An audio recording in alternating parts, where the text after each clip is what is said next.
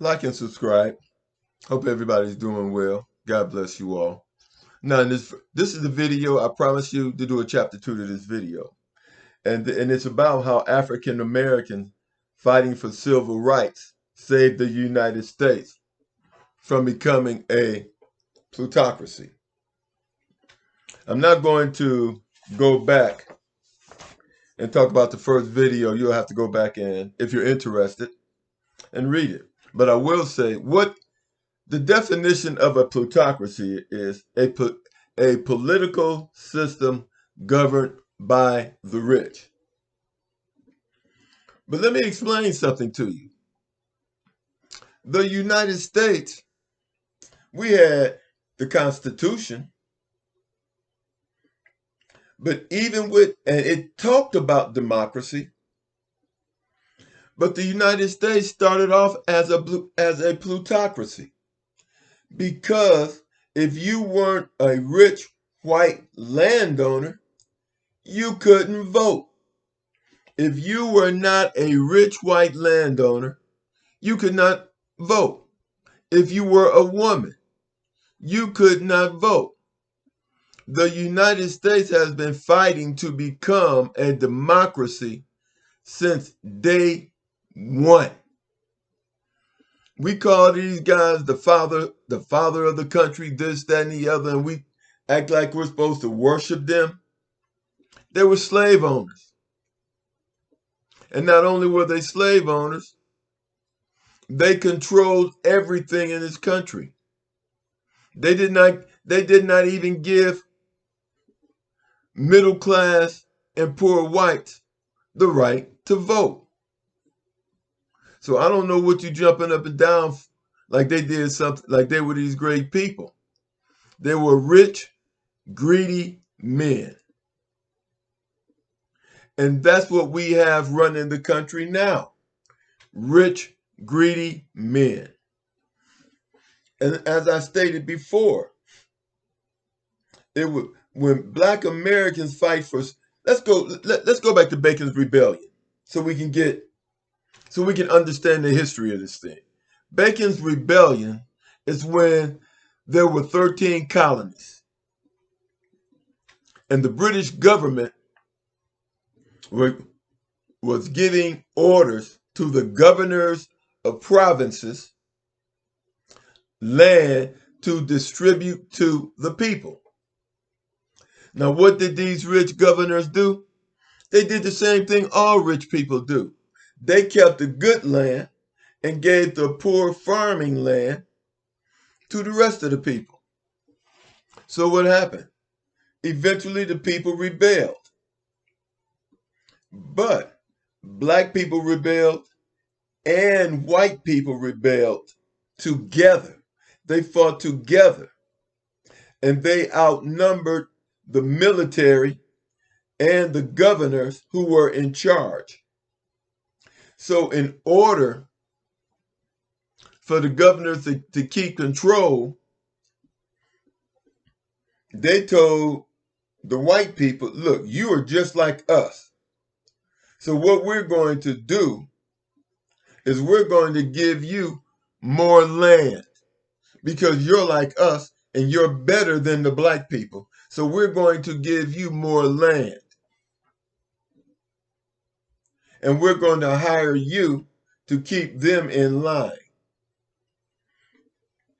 And that's how we were betrayed.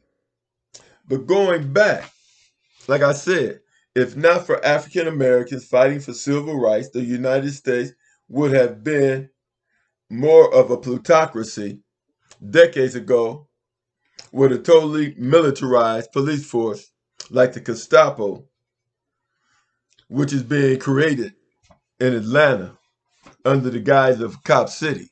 And I mentioned in that video that 83% of the police in this country, all they do is give tickets. The other 17% show up to the scene of the crime late. They never prevent anything. They always get there late.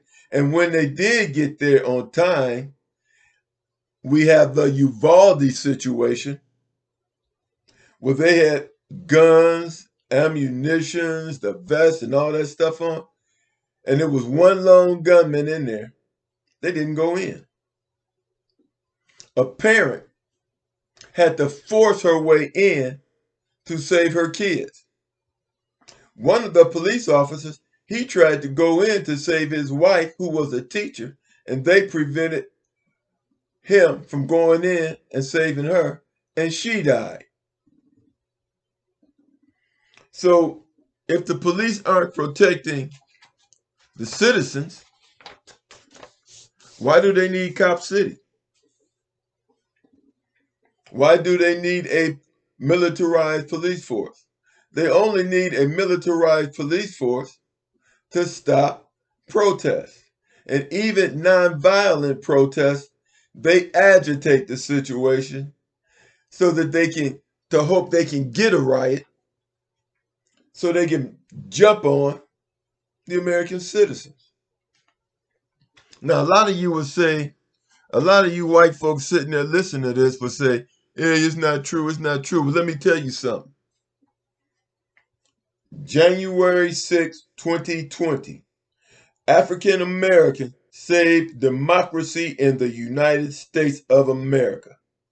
Trump had talked his MAGA Republicans up to the point where they attacked the Capitol building. And he still has not been arrested. And he put the lives of the Senate and the Congress in jeopardy. And it was a lone black police officer that led the rioters away from senators, allowing the vote to go on later on that night. Then when a protester, a woman, busted through the door and she would have had gave them access to the Congress, it was a black officer who shot and killed her to protect democracy. Now, what if she had gotten through there? What would have happened? Would the white officers have fired to save them? Or would they have bagged up and let the crowd in? We don't know. But we do know when that woman was shot, it stopped them temporarily from entering and gave time for senators and congressmen to leave and come back later on and vote, not vote, but to establish that Biden won the election, to tally up the results of the states. And that's how African Americans saved the democracy in December 2020. Now, the only thing we hope is that Caucasians do their job and prosecute this would-be dictator who divided us from our democratically ran countries that we have been supporting, and they have been supporting these fragile democracies. What did Trump do? He embraced Putin, who we're supposed to be at war with now. He embraced Kim, dictator of North Korea. And Trump is still running around doing the same thing he was doing before. Threatening public officials.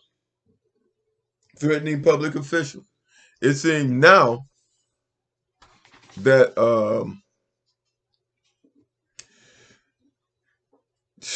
they're trying to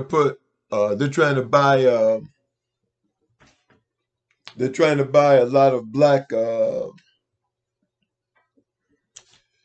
people off so that they can try to attack democracy once again.